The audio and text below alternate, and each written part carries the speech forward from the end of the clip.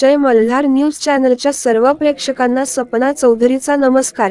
नंदुरबार येथे राष्ट्रवादी विद्यार्थी काँग्रेसचे प्रदेशाध्यक्ष प्रशांत कदम यांच्या उपस्थितीत विद्यार्थ्यांचा मेळावा संपन्न। नंदुरबार जिल्हा राष्ट्रवादी विद्यार्थी काँग्रेसच्या जिल्हा आढावा बैठक विद्यार्थी मेळाव्यासाठी उपस्थित असलेले राष्ट्रवादी विद्यार्थी काँग्रेस प्रदेशाध्यक्ष प्रशांत कदम हे नंदुरबार जिल्हा दौऱ्यावर आलेले असताना नंदुरबार येथील अटल बिहारी वाजपेयी सभागृह येथे राष्ट्रवादी विद्यार्थी काँग्रेसचा मेळावा घेण्यात आला। यावेळी नंदुरबार जिल्हा राष्ट्रवादी काँग्रेसचे जिल्हा अध्यक्ष डॉक्टर अभिजित मोरे, राष्ट्रवादी काँग्रेस पक्षाचे राव मोरे, विद्यार्थी काँग्रेसचे नाशिक विभागीय अध्यक्ष प्रशांत सोनवणे, प्रदेश सरचिटणीस विशाल विहारे, पक्षाचे प्रदेश उपाध्यक्ष गुलाब नाईक, युवक जिल्हाध्यक्ष सीताराम पावरा आदी राष्ट्रवादी काँग्रेस पक्षाचे सर्व सेलचे पदाधिकारी व कार्यकर्ते उपस्थित होते। सपना चौधरी, जय मल्हार न्यूज, नंदुरबार। महाराष्ट्राच्या राजकारणाचा अभ्यास केला, या भारताच्या राजकारणाचा अभ्यास केला, तो स्वतः आदरणीय शरद पवार साहेब यांनी आपल्या राजकारणाची सुरुवात विद्यार्थी दशेपासून NSUIच्या माध्यमातून त्या ठिकाणी आपल्या राजकारणाची सुरुवात केली। मला आनंद वाटतो की आमचे वडील देखील त्यावेळेस आदरणीय पवार साहेबांबरोबर पुण्यामधून NSUIच्या माध्यमातून पुण्याचं NSUIचं सरचिटणीस पद त्यांच्याकडे त्या ठिकाणी होतं। आदरणीय पवार साहेब त्यावेळेस अध्यक्ष होते। एवढंच नाही तर मोठी मोठी नावं या विद्यार्थी चळवळीतली आपण घेता येईल की रामकृष्ण मोरे असतील, त्या ठिकाणी सुरेश कलमाडी साहेब असतील, अशी अनेकशी नावं त्या ठिकाणी घेतील। आपल्या नंदुरबार जिल्ह्याचा जर आपण विचार केला तर नंदुरबार जिल्ह्यामध्ये देखील माजी आमदार श्री पद्माकर दादा वळवी असतील किंवा माजी आदिवासी मंत्री श्री KC पाटील साहेब असतील, या अशा अनेक दिग्गज नेत्यांनी आपलं राजकारण हे विद्यार्थी चळवळीमधून घडवलं आणि विद्यार्थी चळवळीच्या माध्यमातून ते इथवर गेले। त्याच्यामुळं विद्यार्थी संघटना, विद्यार्थी आघाडी ही किती ताकदीची असते आणि किती महत्वाची असते हे आपल्या युवा तरुणांना सर्वांना माहीत आहे। नंदुरबार जिल्ह्यातला विद्यार्थी हा जास्त करून पुढच्या शिक्षणाकरता मुंबई असेल, पुणे असेल, नाशिक असेल, औरंगाबाद असेल, अशा मोठ्या मोठ्या शहरांमध्ये त्या ठिकाणी जात असतो। आणि एवढंच नाही तर आदिवासी विद्यार्थी हा एक बहुल प्रमाणामध्ये या नंदुरबार जिल्ह्यामध्ये राहतो आणि या आदिवासी विद्यार्थ्यांच्या अनेक समस्या या नंदुरबार जिल्ह्यामध्ये आवासून राहिलेल्या आहेत। यामधली एक प्रमुख समस्या आपण जर बघितली तर DBT। मी आपणास विनंती करेन की आपल्या माध्यमातून आपण विद्यार्थ्यांचे राष्ट्रवादीचे नेत्या, प्रमुख नेते आहेत आदरणीय अजितदादांनी आपल्यावर विद्यार्थ्यांचे सर्व जबाबदारी आपल्यावर टाकलेली आहे। त्याच्यामुळे आमच्या नंदुरबार जिल्ह्यातला हा जो DBTचा किंवा किंबहुना महाराष्ट्र राज्यातील प्रत्येक आदिवासी विद्यार्थ्यांच्या जिव्हाळ्याचा प्रश्न म्हणजे DBT आहे, तर ही DBT रद्द केली पाहिजे आणि त्याच माध्यमातून त्यांना त्या ठिकाणी अनेक आंदोलन या नंदुरबार जिल्ह्यात या आदिवासी विद्यार्थ्यांच्या माध्यमातून झालेली आहे। तर आमची जी मागणी आहे की पूर्वीप्रमाणे ज्या पद्धतीने विद्यार्थ्यांना त्या ठिकाणी शिष्यवृत्ती आणि त्या ठिकाणी त्यांना जे काही लाभ देण्यात येत होते ते त्या माध्यमातून देण्यात यावे। त्यामुळं भविष्यात देखील आपण आमचा हा प्रश्न नंदुरबार जिल्ह्यातल्या माझ्या गरीब आदिवासी विद्यार्थ्यांचा प्रश्न त्या ठिकाणी अजितदादांपुढे मांडाल ही देखील खात्री मला या ठिकाणी आहे। त्या ठिकाणी जेव्हा मोठ्या मोठ्या शहरांमध्ये माझा हा आदिवासी विद्यार्थी, माझ्या नंदुरबार जिल्ह्यातला विद्यार्थी हा जेव्हा तिकडे जातो तर त्याला अनेक अडचणींना तोंड द्यावं लागतं। त्याला वसतिगृहाच्या समस्या येतात, त्याला त्या ठिकाणी थोडासा आमचा विद्यार्थी हा गुजरा आहे, थोडासा लाजाळू आहे, पटकन तो व्यक्त होत नाही। तर अशा वेळेस मोठ्या शहरामध्ये गेल्यावर त्याला त्या ठिकाणी काही अडचणी निर्माण झाल्या, त्याला काही त्या ठिकाणी समस्या उद्भवल्या, तर निश्चितच हे राष्ट्रवादी विद्यार्थी काँग्रेसच्या माध्यमातून प्रशांत दादा असतील, प्रसाद दादा असेल, विशाल दादा, राव बाबा हे त्या ठिकाणी त्यांचे प्रश्न सोडवण्याचा पूर्णपणे त्यांचा मार्गी लागतील आणि खंबीरपणे या नंदुरबार जिल्ह्याच्या आदिवासी विद्यार्थ्यांच्या मागं त्या ठिकाणी राहील. नंदुरबार जिल्ह्यातील प्रत्येक राष्ट्रवादीचा कार्यकर्ता आपल्या सोबत काम करेल. आपल्याला हव्या अशी संघटना त्या ठिकाणी या ठिकाणी नंदुरबार जिल्ह्यामध्ये उभी करण्याचं आम्ही पूर्णपूर प्रयत्न पूर्णपूर साथ आपल्याला देऊ.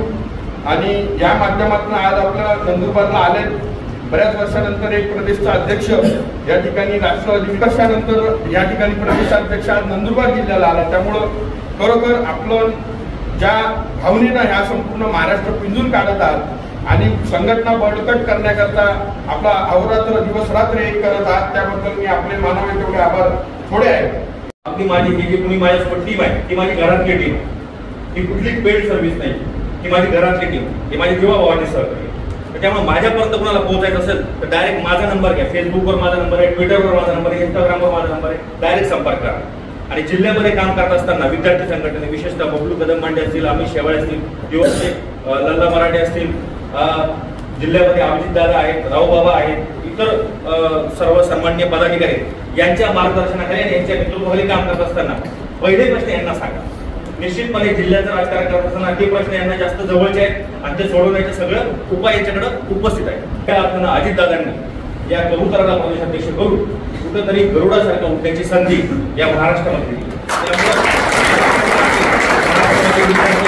प्रत्येक विद्यार्थ्यापर्यंत हा मेसेज गेला पाहिजे की हा प्रदेशाध्यक्ष नसून एक कार्यकर्ताच आहे, परंतु माझ्या प्रश्नासाठी हक्काने लढणार. दादा आपण डीबीटीचा प्रश्न बोला, शब्द देतो की नेक्स्ट टू नेक्स्ट वीक आता मी अजितदादांकडे उत्तर महाराष्ट्राचा आढावा घेऊन मी बसणार, तेव्हा हे निवेदन दिलं जाणार आणि ह्या निवेदनाचा पाठपुरावा इथून पुढे प्रश्न गरज स्वतः करण्यासाठी उपकेंद्र अलॉट झालंय, जागा अलॉट झाली, परंतु ते काही प्रोसेस मध्ये किंवा त्याचा फॉलोअप झालाय. किंबहुना महाविकास आघाडीने काही त्याचा निधी उपलब्ध करून दिला होता, परंतु पुढे तसं काही घडलं नाही. तर त्या संदर्भात देखील येणाऱ्या काळामध्ये मी अजितदादांकडे फॉलोअप घेणार आहे. आणि प्रशांत कदम हा कार्यकर्ता होता, कार्यकर्ता आहे आणि कार्यकर्ता राहणार. तर त्यामुळे कधी कुणीही माझ्याशी संवाद साधत असताना फार काही डोक्यात ठेवू नका. त्यामुळं जिल्ह्यामध्ये काम करत असताना, तालुक्यात काम करत असताना, विभागात काम करत असताना एक सर्वसामान्य कार्यकर्ता टू नेता ही काय प्रोसेस असते ही चांगल्या पद्धतीने जवळून माहिती, म्हणजे या खास कळगा सगळ्या माहिती आहे. तर त्यामुळे सर्व विद्यार्थी संघटनेला एक सांगणं आहे की ताकदीने काम करा. कुठलाही प्रश्न असेल तर निश्चितपणे सांगा.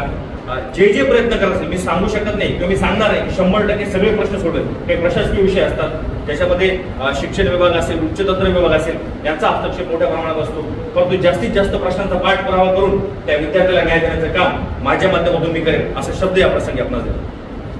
जिल्ह्यात काम करत असताना आज मी जिल्हाध्यक्ष शहराध्यक्षाच्या काही मुलाखती देखील घेणार आहे. त्या मुलाखती घेत असताना ज्यांना कुणाला ही जबाबदारी त्यांच्या कर्तृत्वाने आणि जिल्ह्यातल्या नेत्याशी चर्चा करून जो काही निर्णय घेईल तर त्यांना एकच सांगणार आहे की संधी पुन्हा भेटत नसते. आणि राजकारणात काम करत असताना म्हणजे माझा स्वभाव आहे की जी संधी मिळाली ही आपली शेवटची संधी आहे म्हणून काम करा. मी शेवटचा बॅट्समन आहे, एक तर 6 मारेल, 4 मारेल, नाही तर पळून रन काढेल, पण ही शेवटची संधी. तर त्यामुळे काम करत असताना आपली ही शेवटची संधी आहे असं म्हणून बॅटिंग करा. निश्चितपणे तुम्हाला दिलेल्या संधीचं सोनं तुम्हीच केल्याशिवाय राहणार नाही. राष्ट्रवादी विद्यार्थी काँग्रेसचा प्रदेशाध्यक्ष म्हणून मी गेल्या 15 दिवसापूर्वी जबाबदारी माझ्याकडे आदरणीय अजितदादांनी दिली. 15 दिवसानंतर मी सर्वप्रथम काही जिल्ह्यातल्या नियुक्त्या कंप्लीट केल्या, त्यामध्ये उत्तर महाराष्ट्र प्रामुख्याने होता.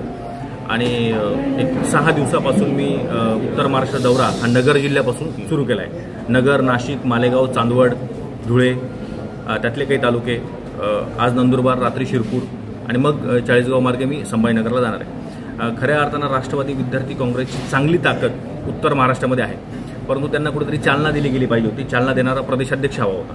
आणि निश्चितपणे हे फिरल्यानंतर मला एक कळालं की विद्यार्थ्यांच्या प्रश्नावरती जर तुम्ही सक्रिय पद्धतीने काम केलं आणि तो प्रश्न सोल्युशन बेस सोडवला तर निश्चितपणे ती ताकद टिकून राहते.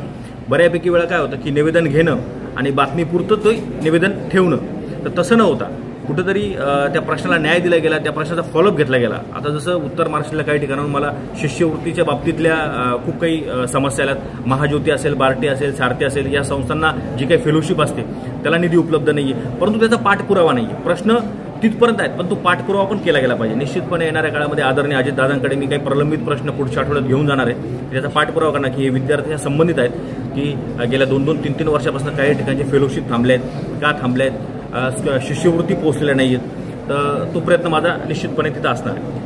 बोलले की राष्ट्रवादी काँग्रेस पक्षाचे ग्रामीणचे जिल्हाध्यक्ष आदरणीय अभिजितदादा मोरे यांनी सांगितलं की डीबीटीच्या प्रश्नावर काय डीबीटीच्या प्रश्नाबाबत जिल्ह्यातली काय परिस्थिती ही आज घडीला मला क्लॅरिटी नाही आहे. परंतु दादांकडनं मी आता ही प्रेस संपल्यानंतर मी दादांकडनं हा सगळा विषय समजून घेणार आहे आणि पुढच्या सोमवारी आदरणीय अजितदादांना ते निवेदन देऊन त्याचा फॉलोअप चालू करणार आहे. त्या निवेदनाची सगळ्यात पहिले कॉपी मी यांना न पाठवता ती तुम्हाला पाठवणार आहे की त्या प्रश्नाचा पाठपुरावा आम्ही चालू केलेला आहे किंवा उपकेंद्राचा पाठपुरावा असेल उपकेंद्राच्या बाबतीत देखील जागा अलॉटमेंट निधी उपलब्ध सगळ्या गोष्टी झाल्यात. मग थांबलं कुठं आहे? कारण माझ्या माहितीप्रमाणे Nandurbar to Jalgaon N M university जवळपास 180 किलोमीटर आणि जिथं उपकेंद्र दिलेत तर ते डिस्टन्स जवळपास डबलच्या फरकाचं अंतर आहे. मग कुठंतरी आदिवासी विद्यार्थी असतील आणि त्या विद्यार्थ्यांचे होणारे हाल असतील जाण्यासाठी विद्यापीठाला ॲक्सेस मिळवण्यासाठी तर निश्चितपणे त्या उपकेंद्रासाठी देखील तो पाठपुरावा मी आता चालू करणार. डीबीटीचा प्रश्न आणि उपकेंद्र हे सोबत मी घेऊन जाणार आहे.